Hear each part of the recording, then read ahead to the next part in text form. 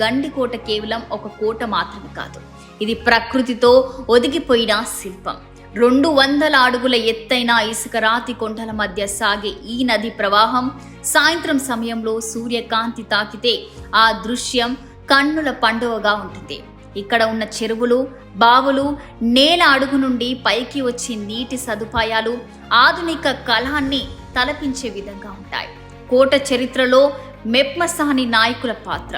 గండికోటను జనరంజక పాలనకు ఉదాహరణగా నిలిపిన వారు మెప్మసాని నాయకులు. వీరి పాలనలో ఉద్యానవనాలు, తోటలు ఉండేవి.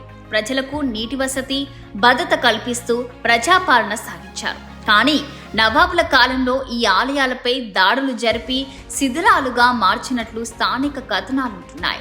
నేటి గండికోట పరిస్థితి గండికోట రాయలసీమ జిల్లాలోనే పర్యాటక కేంద్రంగా విరాజిల్లుతుంది. పాడుబడ్డ గుర్రపు సాలలు, రాణి ఆవసలు లాంటివి నేటికి ఇక్కడ దర్శనమిస్తున్నాయి. ప్రతి వారం శుక్ర, శని, ఆదివారాల్లో సందర్శకులు వస్తున్నారు.